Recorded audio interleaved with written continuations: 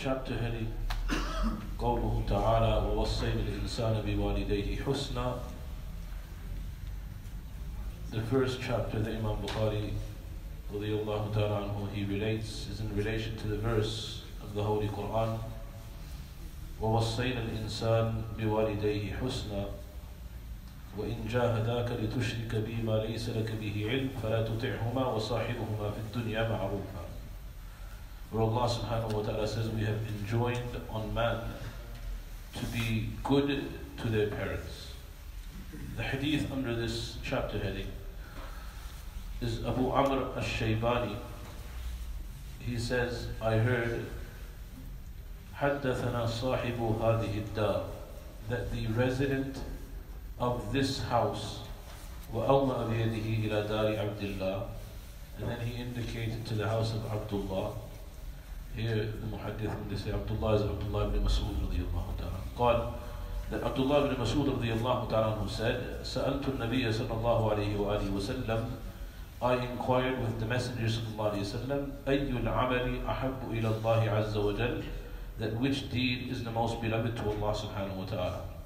قال الصلاة على وقتها. The Prophet sallallahu alayhi wa sallam said, Salah on its fixed time.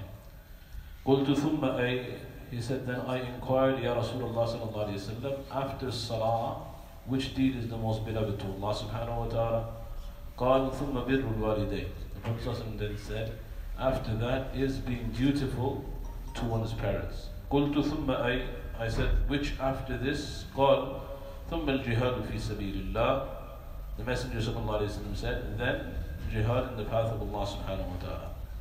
قال حدثني بهن ولو استزدته لزادني.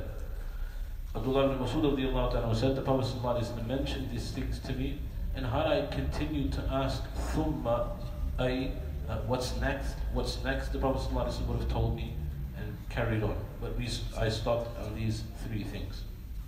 So number one, Imam Bukharis radiyallahu ta'ala, which is generally his modus operandi when he, even in his Sahih, that when he lists a hadith, the chapter heading before it usually comes from a verse of the Holy Quran.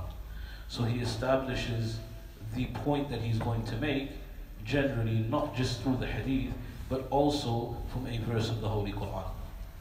So the whole context of these few chapters at the beginning is bir bil walidain, is being dutiful to one's parents, and the verse that Imam Bukhari radiyallahu ta'ala who uses is وَوَصَّيْنَا الْإِنسَانَ بِوَالِدَيْهِ حُسْنًا, where Allah subhanahu wa ta'ala says in Surah Al-Ankabut that we have enjoined and instructed man to be good to his or her parents. One, two, whatever the context may be in terms of parent or parents.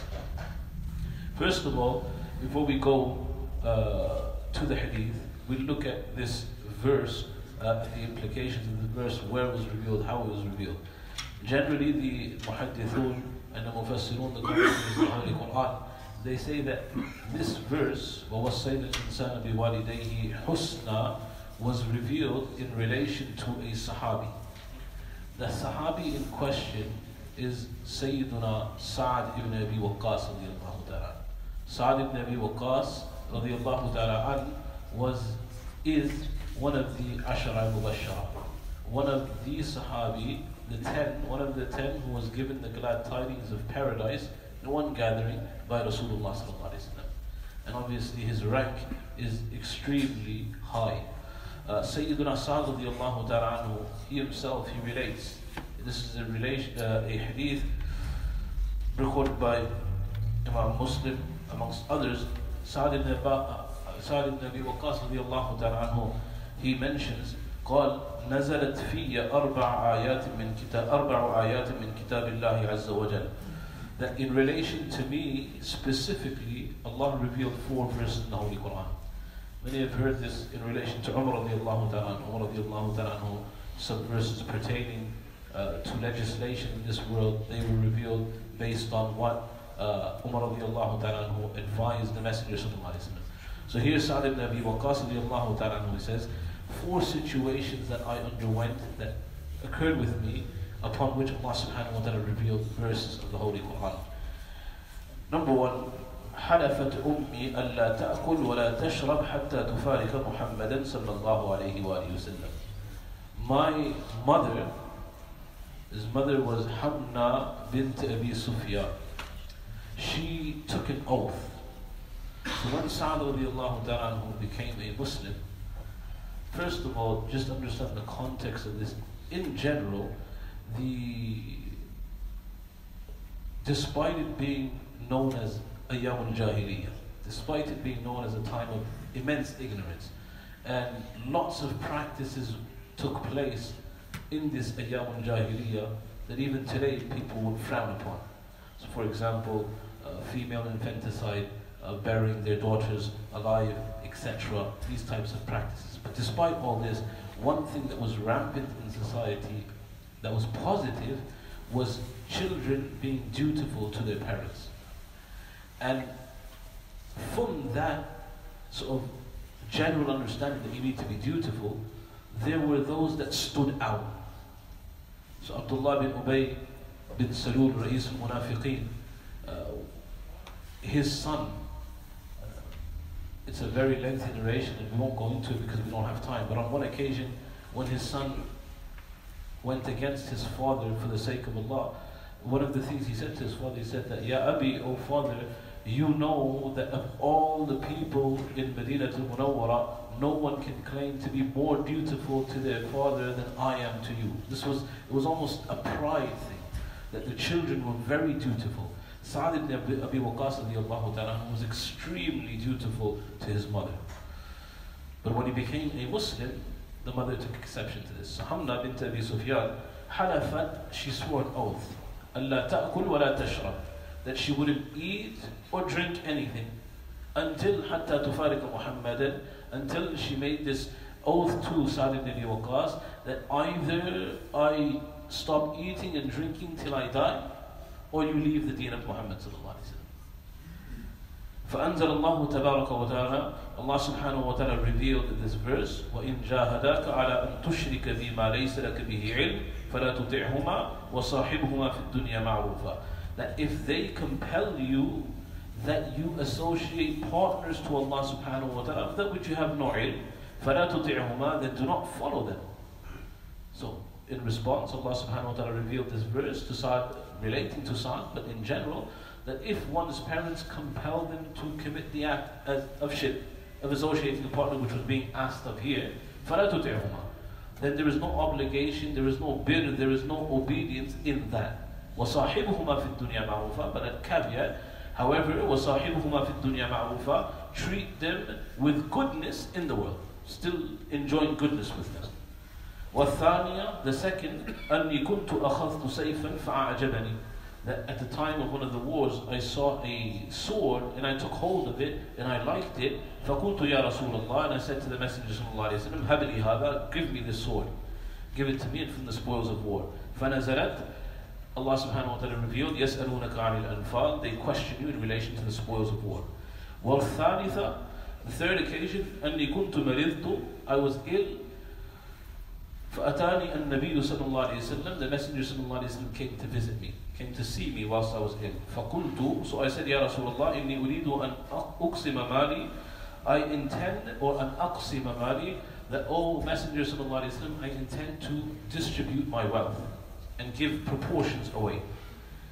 So he said, أَفَأُوصِي بِالنِّصْفِ, is it permissible for me to give a bequest of 1/2 of my wealth? فَقَالَ لَا, the Prophet said no. And the reason behind this, again, we're not going to go into detail because it's not the objective, but when a person dies, the Sharia has certain individuals that bequest from the inheritance of an individual. And so to take from their right is impermissible. So if half of us to be given, that would then infringe on the other people's rights. فَقَالَ لَا, the Prophet said no. فَقُلْتُ الثُّلُث, can I then bequest on my own behalf 1/3 of my inheritance? فَسَكَتَ, the Prophet ﷺ remained silent. فَكَانَ الثُّلُث بَعْدَ جَائِزًا, after that the Prophet ﷺ made it permissible to bequest 1/3 of one's wealth at a time or before they pass away. وَالرَّابِعَةِ, and the fourth occasion, أَنِّي شَرِبْتُ الْخَمْرَ مَعَ قَوْمٍ مِنَ الْأَنصَارِ, that on one occasion I consumed some alcohol, this was before the prohibition, with some companions from some Ansari Sahabi رضوان الله أجمعين. فضرب رجل منهم أنفي بلحيي جمل. Then in that drunken state, one of the companions, one of the Ansars, he struck me with the jawbone of a camel. So he hit me with that.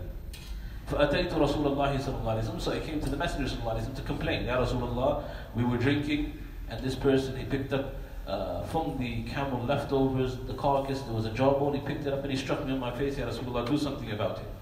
فأنزل الله تبارك وتعالى تحريم الخمر. In relation to this, Allah subhanahu wa ta'ala then revealed the prohibition of consuming alcohol. So he relates these 4 incidents that they occurred with him, upon which Allah subhanahu wa ta'ala, he revealed verses of the Holy Quran or legislation in relation to the Sharia. As I mentioned, one of those occasions is this verse of Surah Al-Ankabut, وَوَصَّيْنَا الْإِنسَانَ بِوَالِدَيْهِ حُسْنًا, that we have instructed and commanded man to be dutiful to their parents, or to be good to their parents. Interesting context to this verse. That Sa'd ibn Abi Waqqas radiallahu ta'ala says, I accept Islam, and my mother, she takes an oath that she won't eat or drink until I leave the fold of Islam. Some riwayat mentioned that she remained hungry and thirsty for 1 night. Whilst Imam Baghawi and others, they mentioned that this took place for 3 consecutive days and 3 consecutive nights. 3 consecutive days, 3 consecutive nights. The mother Hamna, she refused to eat or drink. The Prophet ﷺ was approached by Sa'd ibn Abi Waqqas. He said, Ya Rasulullah, I'm a very dutiful son to my mother. I take care of her, I ensure that she goes through no difficulty, but she's put me in a very, very difficult predicament. And she has said to me that she will not eat. In one riwayat, she said, I will not have any shelter over my head, meaning I will sleep in the open field. So the elements of nature will affect me. I will not eat, I will not drink until you do not leave the fold of Islam. So he says, Ya Rasulullah, what do I do in this situation? This concept of being dutiful to one's parents is something that's embedded within me. I am extremely dutiful. And now this mother of mine, she's actually using this concept of bir bil walidain against me. There is an interesting sort of subtlety here. We'll carry on with the hadith in a minute, or this verse in a minute. But it's very important for parents to note that you cannot simply pull out the bir bil walidain card when it suits your whims and desires. You cannot just play that card because it suits you at that time. The child is not doing, generally where this seems to manifest, and there's lots of young people here smiling away now. Generally where this happens, where do you find this? Where do parents play this card of, I am your mother, I am your father, and if you don't do this, Allah will be disappointed with you? I'll tell you when it takes place. It takes place at the time of marriage. It takes place at the time of marriage. When a son or a daughter requests to marry, or the father and the mother enforce a relation that they have in their mind with this religious card. You will find it in all sorts of contexts. That the son is ready to marry, there is a suitable, permissible partner for the person to get married to, but is not from the same caste. We're from this town in the subcontinent, they're from somewhere else. We are from Pakistan, they are from India.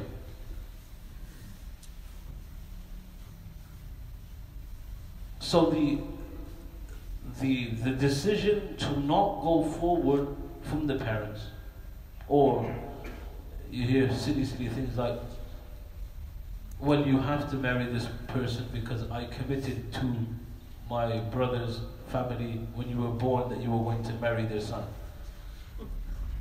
I gave them the promise. At times it's based on race. That someone who's born a Muslim has interest in someone who's reverted to Islam, but the objection is that that person is not from our background. They're white, they're black. And what's the card that's used? That you need to listen to me as a mom, as a father. And if you don't, you're going against what Islam says. Islam says that you have to obey your mother and father. And this is actually used as a means of saying to the child that you're not, even though, like I said, if the objection is a permissible objection, the daughter is inquiring to get married to a drug dealer, okay, understandable. That there are religious grounds on which the father is saying, no, this boy is not good for you. He is known to take drugs. He's known to be an alcoholic. And the father objects to that. Alhamdulillah. Is doing it with the right intention.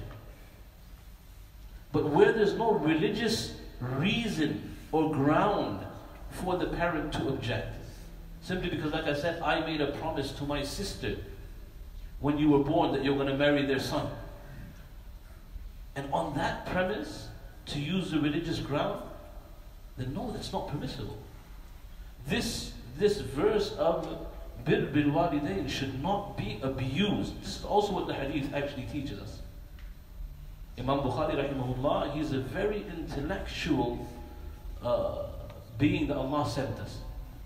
In one chapter heading and with one hadith or with one verse, he relays many, many, many different messages. And the commentators on the book of Bukhari, not this book, but his original Al-Jami' al-Sahih, the commentators, they say there is more to learn from the chapter headings than there is to learn from the hadith that he relates.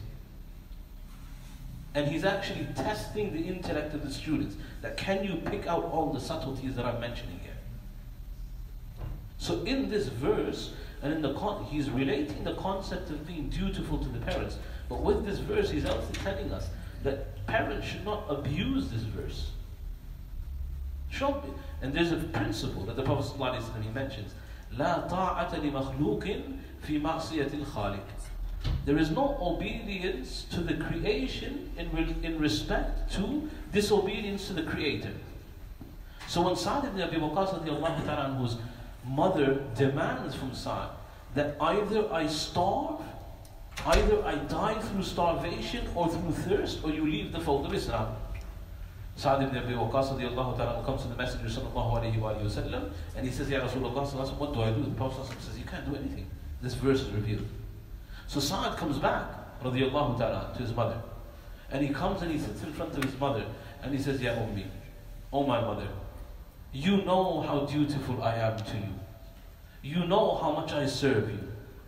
But Allah subhanahu wa ta'ala's right supersedes your right.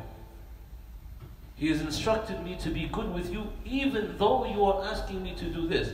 However, this act of yours that you want me to leave the fold of Islam, he says, by Allah, if Allah had given you 100 lives, 100 lives, and you starved, and each one of them went in front of my eyes, so one by one your life leaves, 100 times. He said, I would witness that take place 100 times, but I would never leave the fold of Islam.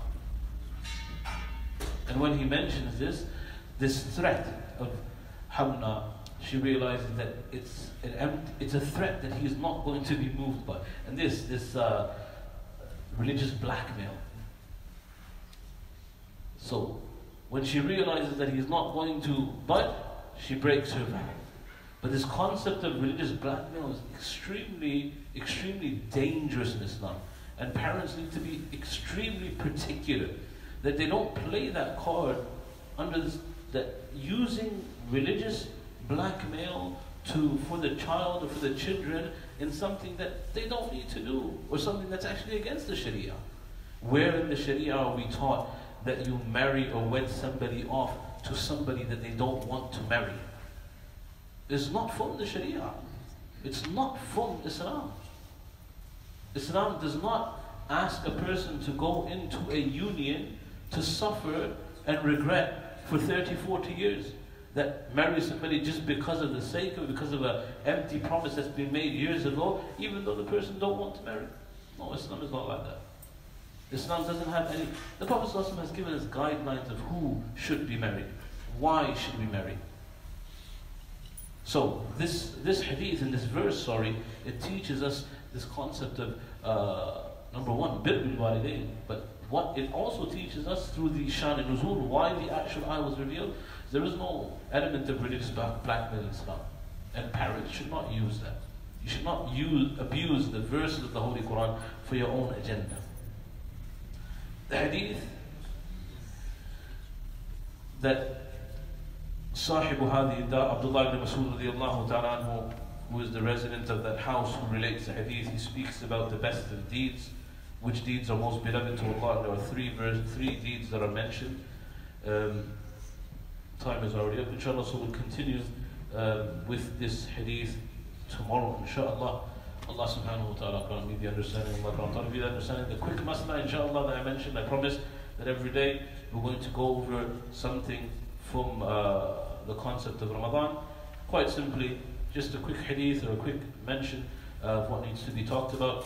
What's very important, many people forgo of this, from the mustahab and very emphasized acts of worship is something called suhoor. Last year, the years before, people wouldn't go to sleep, so they'd be awake. Now there's a bit more time, so people go to sleep after Taraweeh and wake up for Fajr Salah. But in that time, because some people are lazy, they forgo the concept of suhoor, the pre-dawn meal, the meal before starting the fast. This is extremely emphasized by the Prophet ﷺ. The Prophet ﷺ would always partake of suhoor. In fact, there's a hadith, I'll just relate the hadith, that three things are from the characteristics of the prophethood, of Nubuwwah. Number one, to hasten to open the fast. At sunset, there is no good in saying, let the adhan finish, I'll do a few more du'as, I'll say, there is no good in that. As soon as the adhan goes off, you break your fast. You say the du'a, you break it. There is no good in delaying breaking the fast at the time of iftar. Okay. Number two, the Prophet ﷺ says, to delay suhoor. This is from, so eating suhoor right near beginning of Fajr time, this is from the prophetic. So what it establishes is that suhoor will take place. In another hadith, the Prophet ﷺ said, tasahharu, that eat suhoor, فَإِنَّ فِي السُّهُورِ بَرَكَةً, because indeed in the pre-dawn meal there is barakah, there is blessings. So from the teachings of the Prophet ﷺ with respect to fasting is one should partake of the suhoor, the pre-dawn meal, even if it's just a couple days. If you don't want to eat much, that's fine. You don't have to have a big feast. You don't have to have a curry and biryani, etc. Just 1-2 days, you fulfill the sunnah of eating the suhoor if you're not used to eating at that time. Allah grant me the understanding, Allah give me the understanding. وآخر الدعوة الحمد لله رب العالمين سبحان الله وبحمده سبحانك اللهم وبحمدك ونشهد أن لا إله إلا أنت نستغفرك ونتوب إليك جزاكم الله خيرا السلام عليكم